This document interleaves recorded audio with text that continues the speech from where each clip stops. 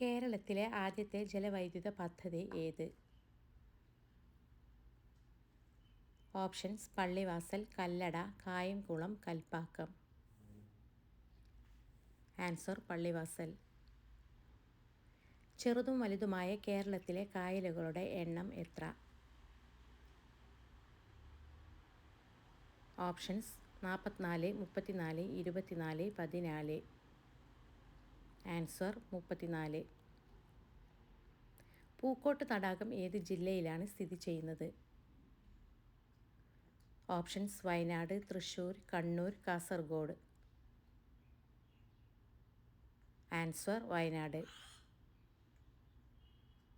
കേരളത്തിലെ ഏറ്റവും ചെറിയ നദി ഏത്? ഓപ്ഷൻസ്: ഭാരതപ്പുഴ, മഞ്ചേശ്വരം പുഴ, ചന്ദ്രഗിരി പുഴ, ചിറ്റരി പുഴ. ആൻസർ: മഞ്ചേശ്വരം പുഴ. അർജുന അവാർഡ് നേടിയ ആദ്യ മലയാളി ആര്? Options: Viswanathan Anand, C Balakrishnan, P R Sreejesh, P T Usha. Answer: C Balakrishnan. കേരളത്തിൽ കറുത്ത മണ്ണ് കാണപ്പെടുന്ന ജില്ല ഏത്? ഓപ്ഷൻസ്: മലപ്പുറം, കോഴിക്കോട്, പാലക്കാട്, കാസർഗോഡ്. ആൻസർ: പാലക്കാട്. പശ്ചിമഘട്ടത്തിലെ ഏറ്റവും ഉയരം കൂടിയ കൊടുമുടി ഏത്? Options: Agasthyamala, Ponmudi, Anamudi, Ezhimala. Answer: Anamudi.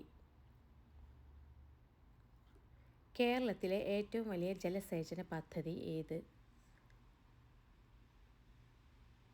Options: Kallada, Peechi, Idamalayar, Sasthamkotta.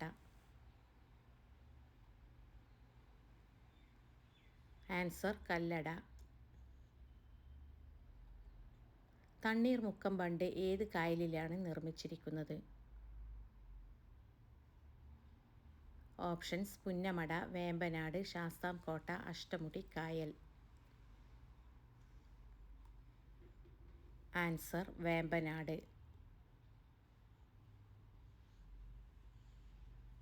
Ayyankali ജനിച്ച ജില്ല ഏത്? ഓപ്ഷൻസ്: കൊല്ലം, കോട്ടയം, ആലപ്പുഴ, തിരുവനന്തപുരം. ആൻസർ: തിരുവനന്തപുരം.